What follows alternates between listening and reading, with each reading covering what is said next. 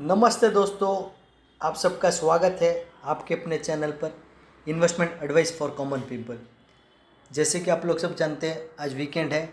आज तारीख है 11 अक्टूबर 2025 और समय हुआ है 7:37 और मैं लेकर आया हूँ आप लोगों के लिए इस वीक की इन्वेस्टमेंट पिक। इस वीक की इन्वेस्टमेंट पिक जो मैंने चुनी है उसका नाम है इन्फोसिस। वो आईटी का दिग्गज है।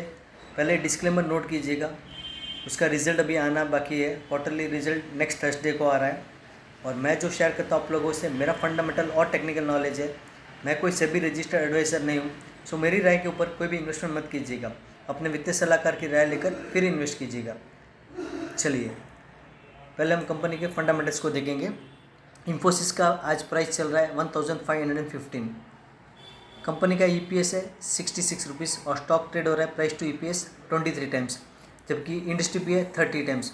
So as per the industry P करीब टारगेट आ रहा है 1900 रुपये का, जो कि यहाँ से 25 to 30% ऊपर है।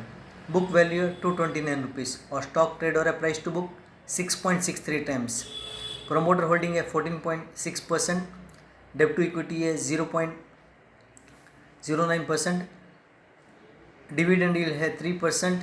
ROC पिछले 5 साल का है 38%। ROC पिछले साल का 40%। सो फंडामेंटली बहुत स्ट्रॉन्ग है और ये तो मुझे कहने की ज़रूरत नहीं है। इंडिया की one of the top companies में आती है, निफ्टी 50 का भी हिस्सा है। सो फंडामेंटली ये स्टॉक मुझे बहुत अच्छा लग रहा है इन्वेस्टमेंट के लिए। अब मैं ये दिखा आपको प्राइस टू अर्निंग रेशियो का चार्ट है, जो कि पिछले 5 साल का है। तो पिछले 5 साल में देखेंगे तो प्राइस टू अर्निंग रेशियो पे स्टॉक आके लोएस्ट पॉइंट पे ट्रेड हो रहा है। सो फंडामेंटली स्ट्रॉन्ग कंपनी जब प्राइस टू रेशियो पर लोएस्ट पॉइंट में मिलती है, वो बेस्ट लेवल होता है इन्वेस्टमेंट के लिए। और इसका profit and loss account statement है। तो आप देखेंगे कि पिछले 5 साल से प्राइस टू अर्निंग रेशियो पे लोएस्ट पॉइंट पे ट्रेड हो रहा है, बट इसका प्रॉफिट देखेंगे तो बढ़ रही है 19,000 करोड़, 22,000 करोड़, 24,000 करोड़, 26,000 करोड़, 26,000 करोड़ और 27,000 करोड़। और EPS भी देखेंगे तो 45 रुपीज़, फिर 52, 58, 63, 64, 65। सो रिज़ल्ट अच्छे आ रहे हैं। पिछले 5 साल में ग्रोथ ही है, पर स्टॉक आके पिछले 5 साल के लोएस्ट पॉइंट में मिल रहा है। 5 साल पहले जो हाई बना रहेगा उससे नीचे मिल रहा है। सो फंडामेंटली ये स्टॉक मुझे इन्वेस्टमेंट के लिए अच्छा लग रहा है।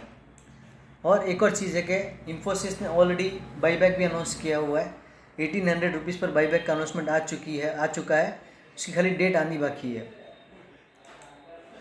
अब मैं जो दिखा रहा हूँ आप लोगों के पास, ये इन्फोसिस का टेक्निकल चार्ट है, जो कि ऑल टाइम मंथली चार्ट है। तो आप देख रहे हैं कि मैंने 2008 से एक राइसिंग ट्रेंड लाइन को ड्रॉ करके रखा है। स्टॉक ने इस राइसिंग ट्रेंड लाइन का ब्रेकआउट किया था करीब 900 रुपीज़ से और ऑलमोस्ट डबल हो गया। 900 का स्टॉक 1900 के करीब का हाई मारा, फिर एक करेक्शन किया, फिर से रैली किया और फिर से 1900 का करीब का हाई मारा। तो ऑलमोस्ट मंथली चार्ट में देखेंगे तो डबल टॉप जैसे पैटर्न बना हुआ है, पर डबल टॉप का ब्रेकडाउन अभी तक आया नहीं। डबल टॉप का ब्रेकडाउन कब आएगा? जब स्टॉक अगर 1200 के नीचे मंथली क्लोजिंग दे देता है, तब जाके डबल टॉप का ब्रेकडाउन आएगा। डबल टॉप पैटर्न बना है पर उसका कंफर्मेशन नहीं आया। अभी देखिए, जो इसके पिछले 2 लोस है मंथली चार्ट के, उसको हम लोग ज्वाइन करके एक ट्रेंड लाइन को ड्रॉ करते हैं, तो स्टॉक उस ट्रेंड लाइन के ऊपर ट्रेड हो रहा है। सो मेरी टेक्निकल नॉलेज ये कहता है, जब तक स्टॉक इस ट्रेंड लाइन को नहीं तोड़ता है, तब तक हर करेक्शन में स्टॉक बाई बनता है इन्वेस्टमेंट के लिए और अपने टारगेट आके हायर रहेंगे। देखिए, मैंने कैलकुलेशन भी बताया है, इसको आप देख लीजिए। जैसे कि स्टॉक अभी ट्रेड हो रहा है 1515। ये राइसिंग ट्रेंड लाइन का स्टॉप लॉस जो मैं मेंटेन करने का सोच रहा हूँ, तो वो आ रहा है 1360। सो रिस्क क्या है? 10% की। और हमारे टारगेट ऊपर में क्या हो सकते हैं? पहले 1800,